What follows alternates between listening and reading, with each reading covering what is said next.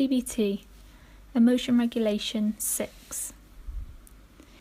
The skills in this session are about how to build your life so that you become less sensitive and vulnerable to painful emotions. All of us have times where we're more vulnerable to painful emotions than at other times. When we're vulnerable, we can be much more sensitive to events that prompt painful emotions.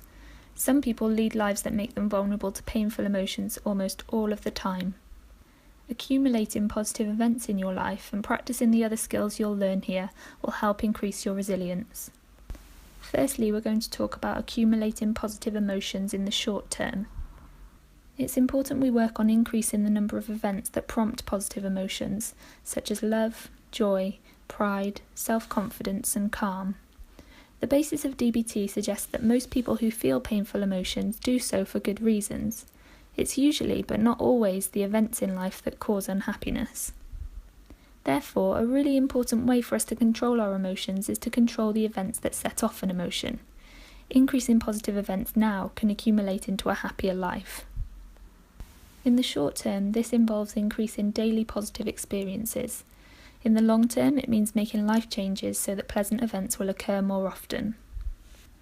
In addition to increasing positive events, it's also useful to work on being mindful of pleasurable experiences when they occur, as well as unmindful of worries that the positive experience will end. Sometimes in life, things can get really hectic. Perhaps work takes over, or family commitments overwhelm you, or perhaps you simply get caught up in the day-to-day tasks of living. Over time, you might notice that lots of the things that give you pleasure slip off the radar, as they almost seem optional, but this further increases our vulnerability to negative emotions and burnout. So why do you think it's important to add positive events to your life? Well, positive events not only increase positive emotions, but they decrease negative emotions. So doing more positive things can help us get in the habit of having positive feelings. The simplest of pleasures can make all the difference. They don't have to be anything extraordinary. On the other side to this, the absence of positive experiences can have negative effects. We become deprived of feeling positive emotions. We must remember that both short-term and long-term positive events are needed in order to build a life worth living. Pleasant events are possible in even a very deprived life, and avoiding negative events can often result in avoiding positive events accidentally. Often people don't realise how important it is to add little positives into their daily routines, but developing pleasant events is really worth the effort. It's important to remind ourselves that what we do affects how we feel, and more importantly, we can change how we feel by changing what we do. So how can we build positive experiences now? The first thing we can try and do is at least one pleasant thing a day.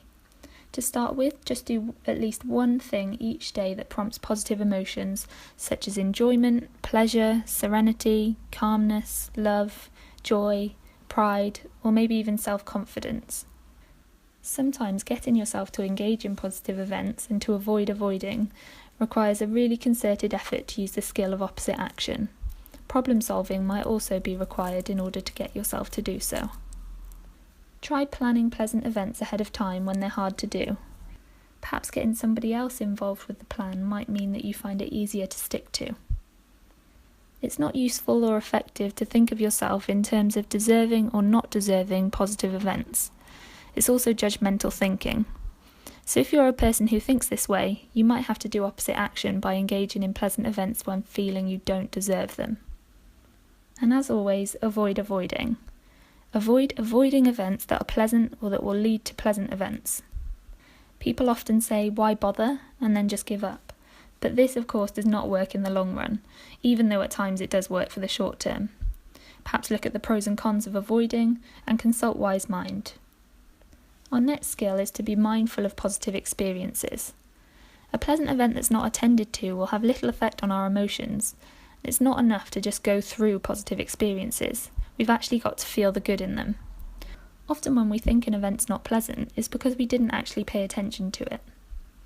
So it's important we focus our attention on positive events as they happen, and that we refocus on the positive when our mind wanders to the negative. So for example, it might be hard to pay attention to a really nice meal that you're having with a good friend if you've just had an argument with someone else and then you're angry and ruminating about how terribly the person treated you.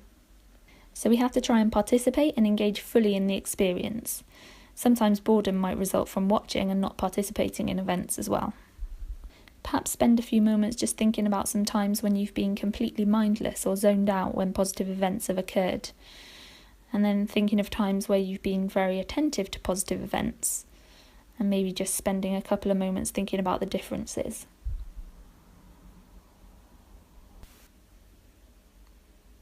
The next skill is to be unmindful of worries.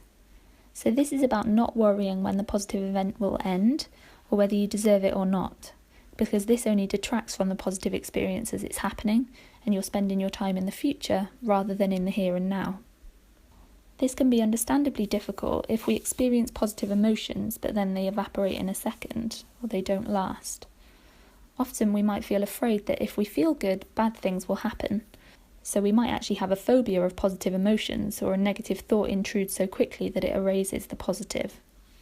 It's important that we practice mindfulness surrounding this and continue bringing ourselves back to the positive experience in the present moment. The final thing to suggest with all of these skills is that we're patient. So adding 1 or 2 pleasant events is unlikely to make a dramatic difference in the quality of your life, but adding them is helpful in changing emotions a little bit at a time. For pleasant events to be effective, you have to practice them often and try many different activities.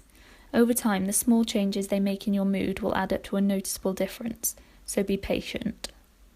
It's a really good idea to make yourself a list of all the things that you find pleasurable.